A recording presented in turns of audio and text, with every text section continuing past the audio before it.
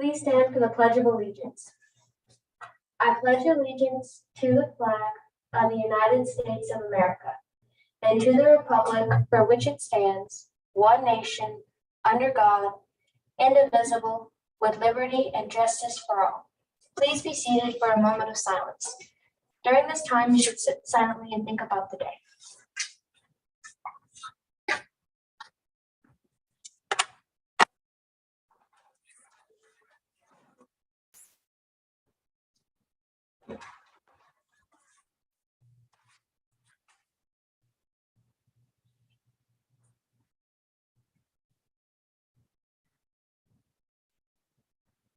Ewan? It's counting to 20 seconds. Good morning. I'm Ewan. I'm here with Helena, Ellie, Bademi, Matilda, and on GPN, the official news of the Grand Park Lions. Today is Monday, March 14th, and it is a blue day. At Grand Park Middle School, I am learning, achieving, and preparing for my future. I can do this by using flashcards to study for my upcoming tests.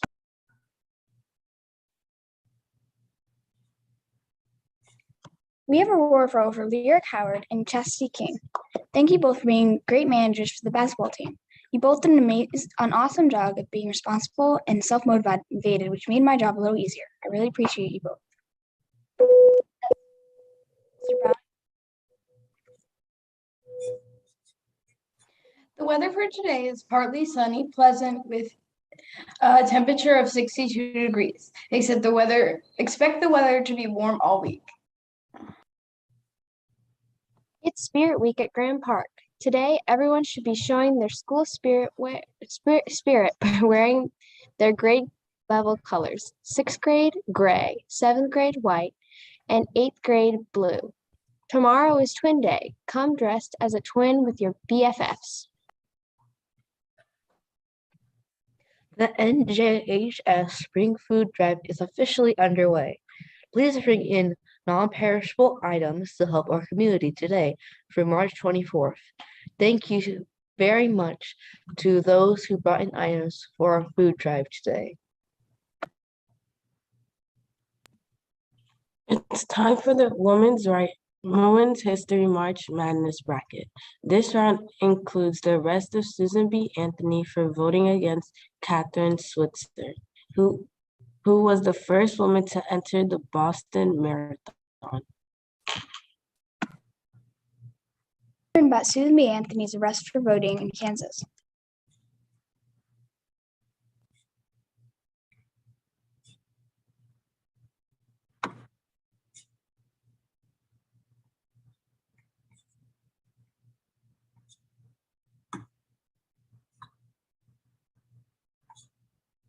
Welcome to History Pod. On the 18th of November 1872, women's rights activist Susan B. Anthony was arrested for voting in a presidential election.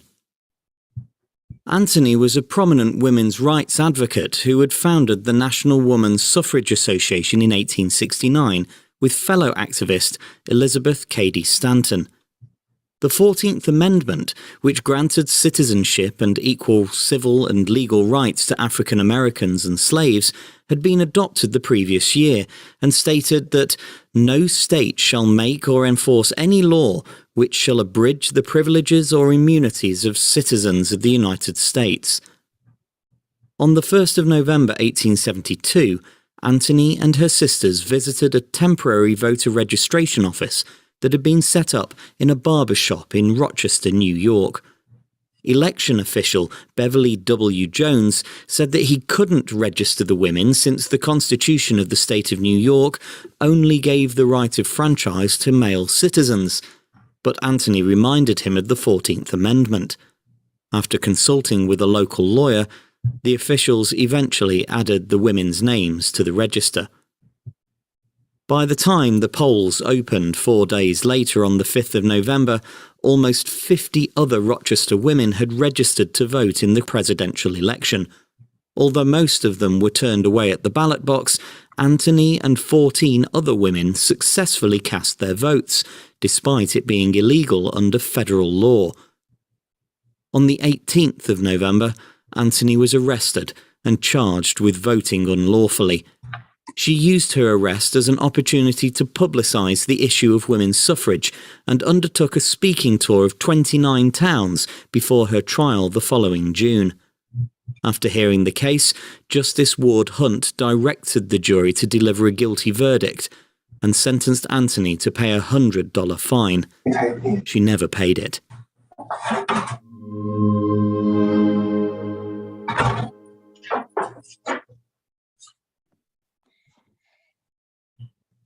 Now let's learn about Anthony Whitser. Actually, it's Catherine Whitser. Sorry, it's a typo. All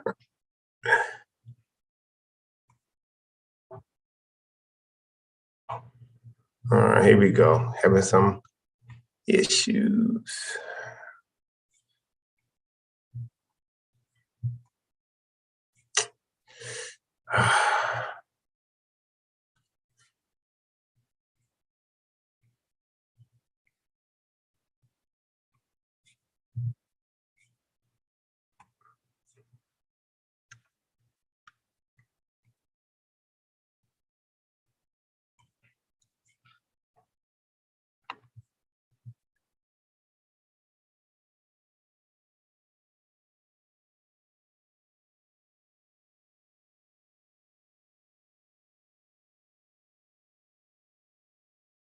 You're going to get big legs and grow a mustache and hair on your chest, and your uterus was going to fall out.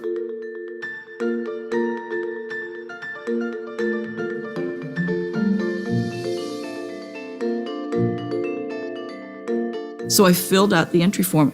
I signed my name with my initials. I signed KV Switzer. And when I signed it that way, obviously when the form went in, they couldn't tell it from a guy's. The world's most famous foot race even attracts a leggy lady, Kay Switzer of Syracuse. So there we were with my coach, Arnie Briggs, and my boyfriend, an All-American football player, Tom Miller. When other runners would come by, they would say, "Oh, it's a girl." And they were so excited. And Arnie was saying, "Yep, I've trained her." And all of a sudden, the flatbed truck is in front of us, and I heard the photographer saying, "Slow down, slow down, slow down."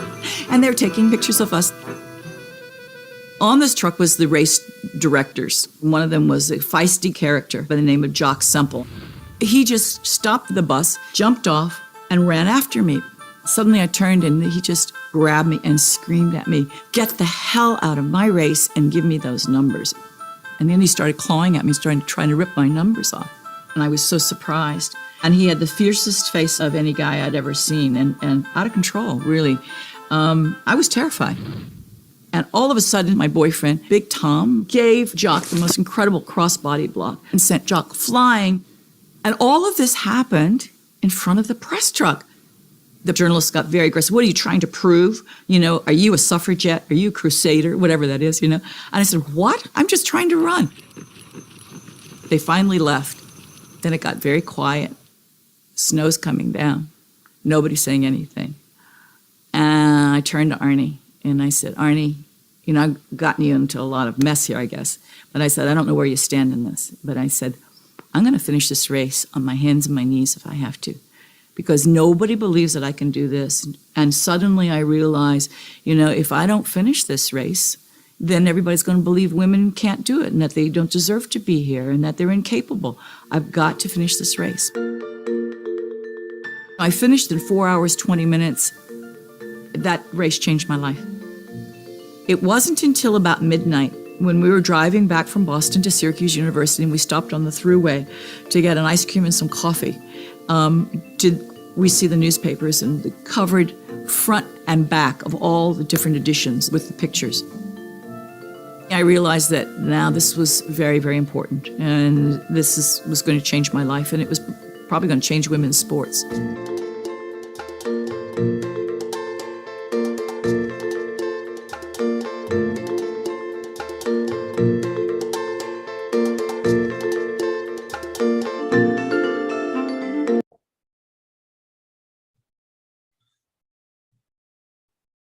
All right, so I'm no Miss Knight today, so it's Mr. Brown for what's going on at the park.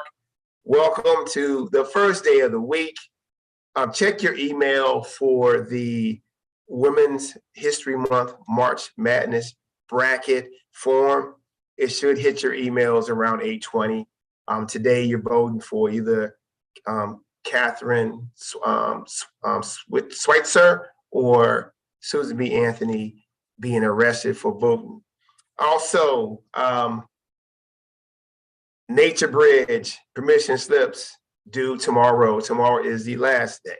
I will not accept anything after tomorrow. Also, GPMS has chickens hatching in the library. Tell your teachers to ask about the live feed or the Zoom link so you can watch when this takes place. You can watch the live feed once you leave school because you can't watch YouTube Live in the building on your laptops. None of us can, so don't worry. Also, spring tryouts start next week, March the 21st. So if you are trying out for either girls soccer, softball, baseball, or boys track, make sure you have you did your concussion training and you have a physical on file. And last but not least, before I show the library video, big shout out to Tristan Fitzgerald, who finished 5th at the wrestling regionals this weekend. Congratulations, Tristan. We're very proud of you. And let me go ahead and show the library video.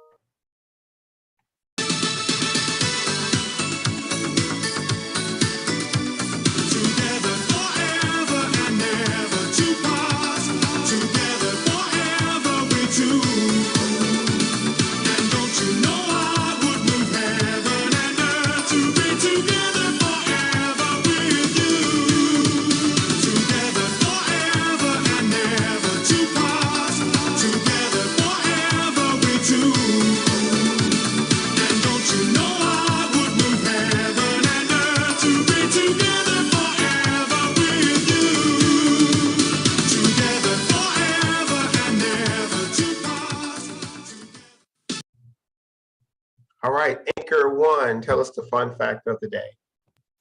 Fun fact of the day, March is the first month of spring, and each year, March and June end on the same day of the week. March is also the time of the year where animals wake up from hibernation. And lastly, March is the best month for basketball, but the worst month for productivity. Ms. Ramadan, do you have anything for the students today? Good morning. I'm going to make it quick. March is a great month for birthdays, too. I'm saying that for me and Miss Sutton, our last day of the month in March. That's our birthday. Plus, a lot of other wonderful people are born in March as well. But nope, that's all I'm going to say because it's time for homeroom and I need all of our academic minutes where they need to be. So have a marvelous Monday and we will see you in the hallway shortly. Mr. Jason Brown, you're needed in the front office. All right, everybody, have a great day. Motivational Monday. Monumental motivation.